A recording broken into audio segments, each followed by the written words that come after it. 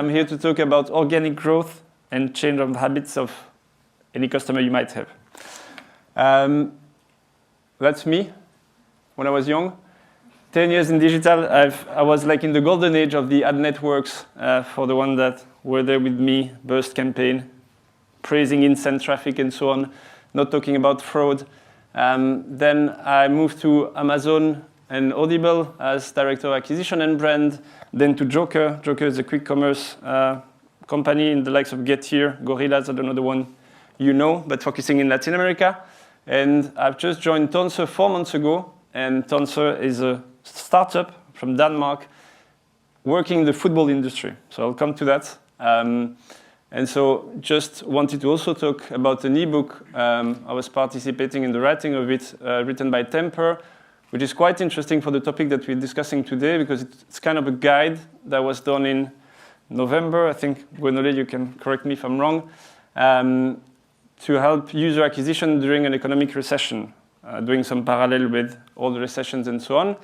And I'm also in England because we are, as we speak, soft launching England with Tonser. That's a small agenda, nothing crazy there, but if you are not interested in one of the topics, you can take a nap, ask your colleague to wake you up for the organic and paid one, and then we can take it from there. Football stage. Everyone knows about football.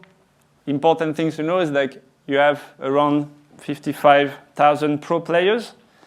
Everyone knows them. The ecosystem is well set up. You have like everything with video, agent, fan, and so on. So they are really in an empowered environment. But in parallel, you have 100 million youth players that live in an ecosystem or live their passion in an ecosystem that is unmapped, undisconnected, and unempowered. And so this is where Tonser tried to position itself, and that's the work that we're doing and planning to do better.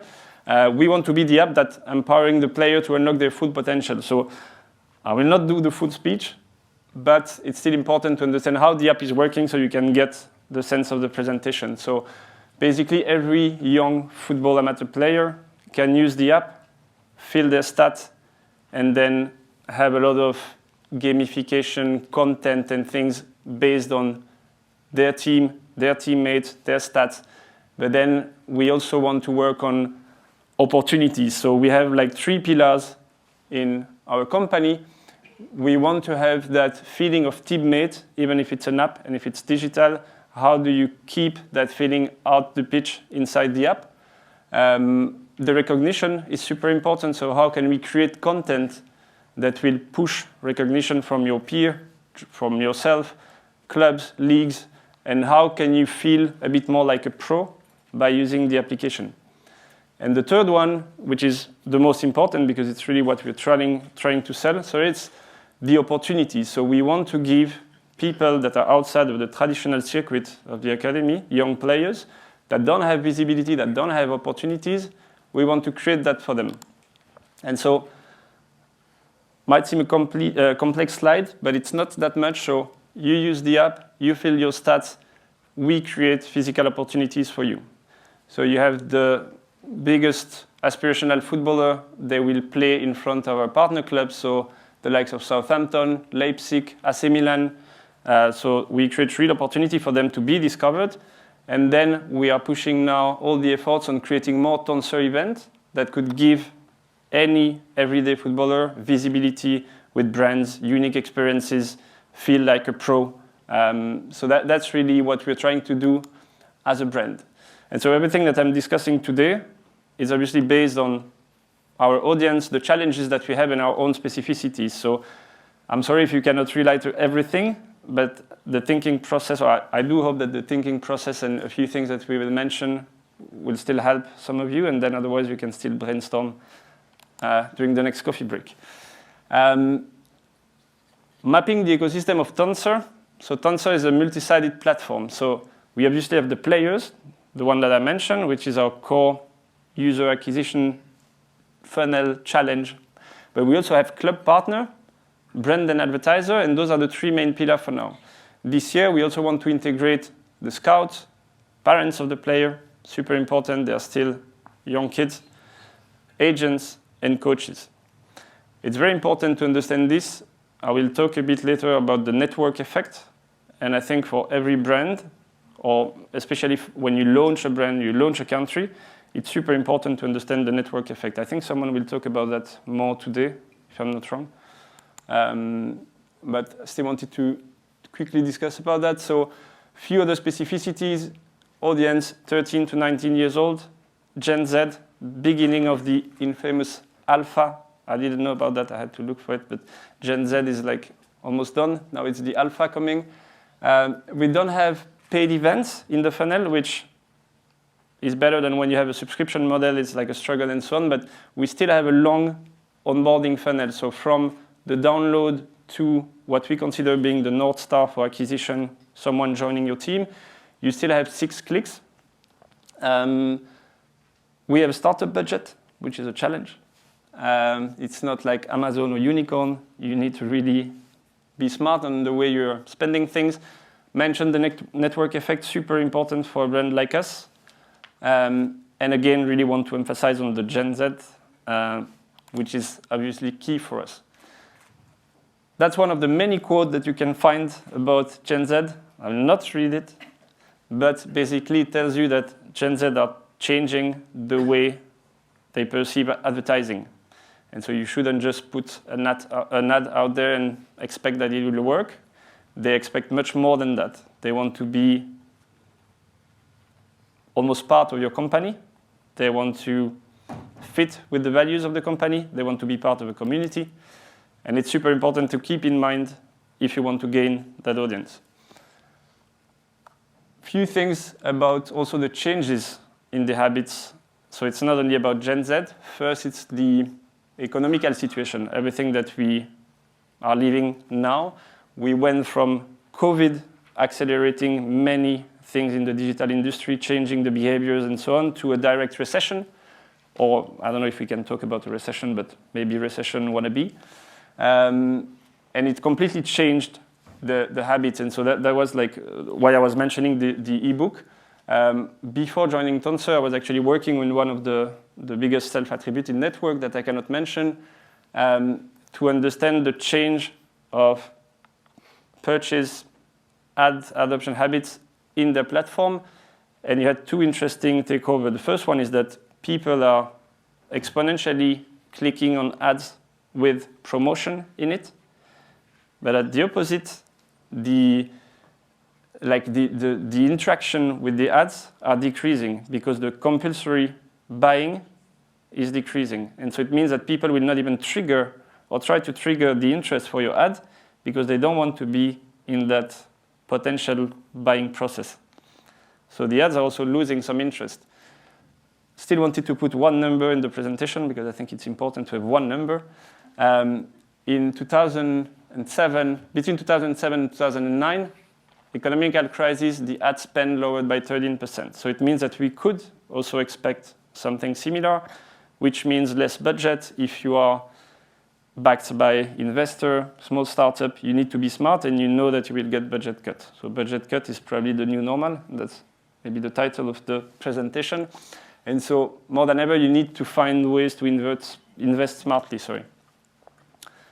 Second big bucket for me is that TikTok matured a lot during COVID. And this is both for paid, in terms of their platform, attribution and so on, but also the organic one. So the adoption of the platform is like not the Gen Z anymore. It's more than that. Everyone is using it, almost, at least for work. I don't use it for personal purposes. Don't judge me.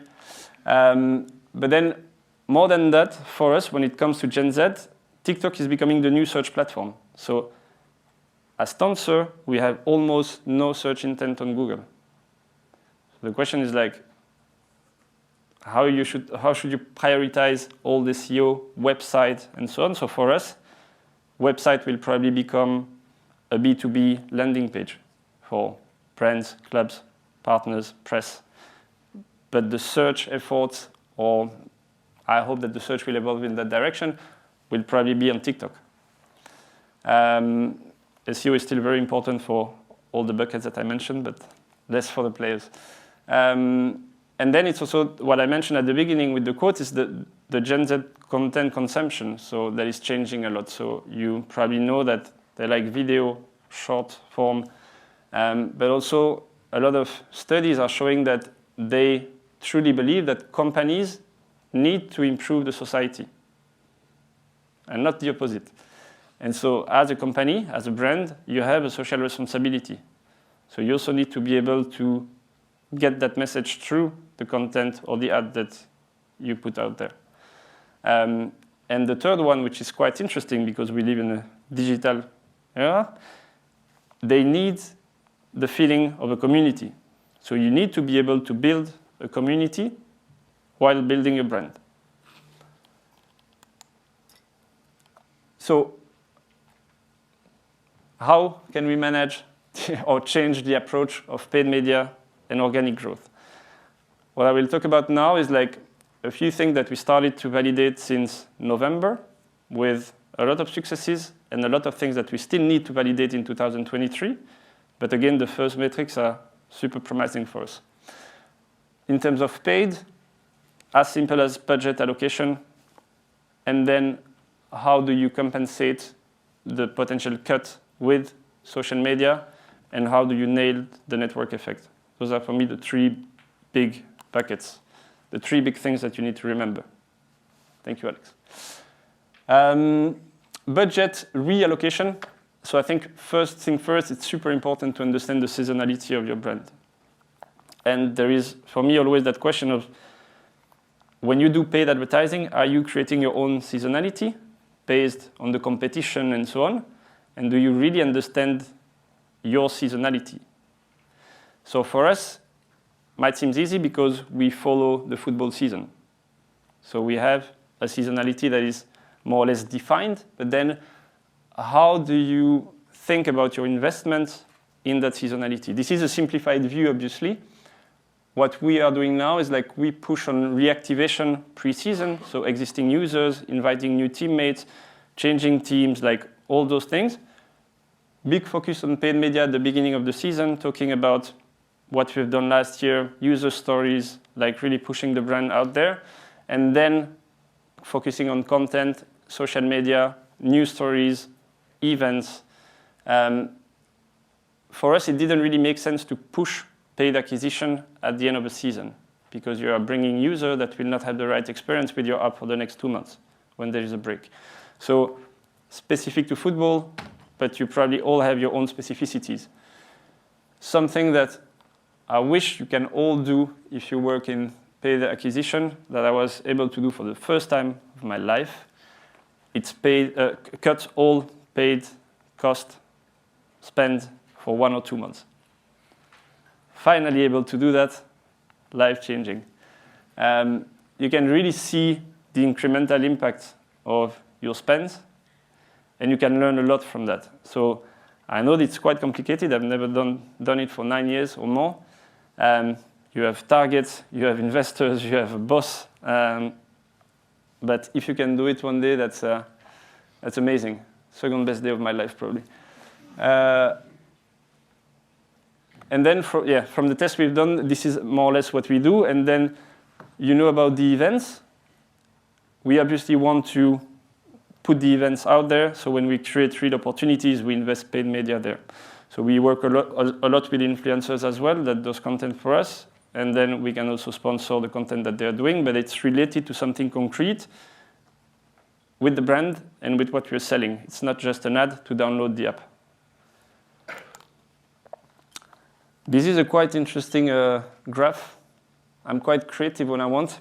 First time I'm doing something like that for the presentation, but I'll try to explain. You all know the green one, which is a traditional marketing funnel, impression to your post-install event that you want to track, no matter what is the post-install event. When you think of it, it's quite aggressive because you never know where you stand in your marketing funnel in terms of consideration, but you expect your user to install it and then have 30% of conversion rate to your post-install event. No onboarding, no real knowledge about the app, but you put a lot of expectations there, because that's the way it was. and it should be like this, it should work. We are doing a lot of tests, and we invest a lot of time in building a social media funnel. So we now look at our social media growth as a user acquisition funnel, putting the emphasis on the engagement, not on the view, not on the followers. Because the engagements are feeding the algorithm, and in the end, views are building KPIs for engagement, and followers will just be an outcome of what you generate in terms of engagement. And there is also a change in the habits on TikTok after an interesting talk with one of our 17-year-old influencer that told me that the following thing, it's not that much of a thing on TikTok because you have the For You page where everything is, and then you have the page that you're following. But no one is going on the page that you're following. So if you're following, you have less chance to be in the For You page. You need to go on that page. So following is still interesting, but it's not a thing.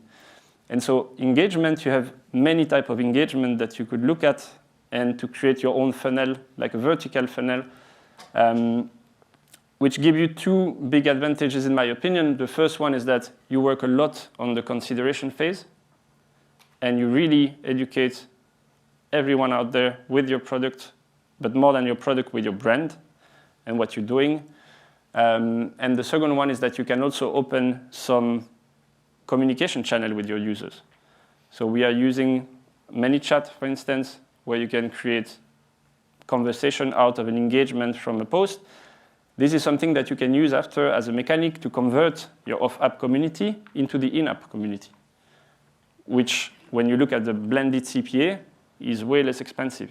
So you can grow faster and cheaper the off-app community than the in-app community. So just to pause on the social media, because this is like obviously key for us now. This is really a bet that we have and that is converting already.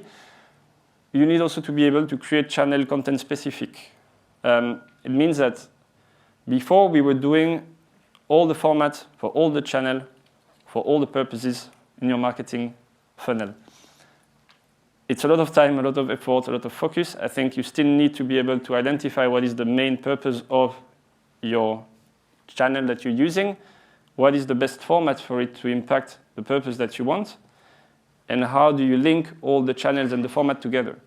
So you really need to sort that out. Something that is super important as well and that we are increasing is the amount of content that you share. So this is super important, especially for TikTok. So having a social media agency working for you and doing one post per week, one post per day, it's not enough. It will not change your life. You really need to test, to invest, see if the time of the day where you post really makes sense or not. I can tell you, I have one of the social media genius in the room. I will not ask you to raise your hand, Sam, but we can introduce you to people afterwards. Last month, with one of the interns, we shared 759 content, I think, if I'm correct, which is massive. And we did 111 million views on our own account. It's more than, I think, any professional football clubs, with one intern doing content. And when I mean content, it's quantity versus quality. It doesn't mean that you need original content, high-end content, I don't know, Jurassic Park style and thing. No. You need just to have content out there. You can repost, you have a lot of strategy, and you can push the amount. And obviously, we have most of them that are videos. We still do static, but videos are, I think, the new format to go. And then the reason why also we push on engagement is that in that logic of building your community, you need to be a brand that is close to the user. And in order to do that, if you don't push on the engagement, you're just out there like sharing stuff. So you need to be there and interact with them, engage with them. And how can you do it? So this is also a big focus for us now and something that we're trying to do, even go on some live on TikTok, jump there, discuss with the guy that is doing the live. So you really need to push the needle there. And then the third one, I mentioned that briefly, is like find your own mechanic to then convert those off-app community users that you have into the in-app one. if you have a communication channel open with them, they know about you, they've been educated, your conversion rate would be way higher than what you can get in paid advertising. And I'm like Alex, I'm not getting rid of paid advertising, I'm changing the way we're looking at it. And if I can give you the blended CPA that we have now. So again, with our post-install event, we are below 30 cents, I think. So if there is an ad network coming and saying that they can do user acquisition for me, good luck to beat that. So it's working for now. Then you will still need to evolve. Maybe in a year I will tell you that was crap. But for now, it's working. Last important point for me there is the network effect. So this is super relevant, in my opinion, when you launch something or either product or new countries. Like, how do you solve the cold start problem to get the product out the ground? Okay, so cold start problem is like you have your product. How do you start? It's there. And so the network effect, to put like a big name on it, is like Uber. Like, you need to have a lot of riders, but you also need to have a lot of customers because one doesn't work without the other. And so they have their own ecosystem, their own local ecosystem, sorry. And it's a bit like, I think, Tinder started in a university or something like this, Facebook as well. So you need to understand how you build that. For us, we have different steps. So you can build your own circles. Like we have the single players, and then we have the teams, and then we have the clubs, and then we have the leagues, and then we have the region. So we understood that all those components have a role to play in the retention, the engagement, but most of all, the virality of your product. And so when you want to create this core affinity user base that will advocate for you, that will make everything easier, you need to understand how you can saturate, if I may say, all of those steps. Okay, so how many single players do you need in a local area? How many of those players need to be from the same team? So we know that we need 4 players in a team for the app to be enjoyable, because then you would be on the same team content-wise and your teammates and so on. Same for the club, same logic for the league, same logic for the region. So if we launch England, we probably launch a hub in London first. Try to get that local ecosystem. What is coming in 2023 for us, we hope. We want to double down on content for all the reasons that I mentioned. Type of content, we have a big testing roadmap now where we try everything. So you kind of create your safety net on what is working to ensure your growth, but you be sure that you always keep a certain percentage of the content as a new test. You always want to find the new one. We split it, the growth funnel that we had. So now we have 2 different tracks for the in-app and the off-app, but also now the B2B with the clubs. And then how do you integrate that in the local network concept? And the third one is obviously the revenue, because we're still a company. And so we need to integrate more actors like the clubs, the scouts, agents in it. We are expanding to new countries, which is obviously important as well, England and the Netherlands in H2. Create more events also for the brand and what we want to give to the user, but it's also like a super nice source of content. And then last but not least is like, with the amount and the numbers that we have now on the social media platform, how could we even be considered as a content creator and then have the budget from TikTok financing our own content for TikTok? Then it's almost an organic growth. But I think most important for us is this part. So this is still why we're working. We want to offer opportunity. This is a real life example that is from, I think, January, like 2-3 weeks ago. This kid was in one of our showcases in October and signed for PSG. If you're a fan of football, you will recognize Yohan Cabaye, French guy, terrible, but still PSG. And that's the type of success stories that we want to be able to create. And we are not an agent. We don't take any fee on the signing. So it's really like putting opportunities out there and visibility. And I think that's it for me. Thank you very much.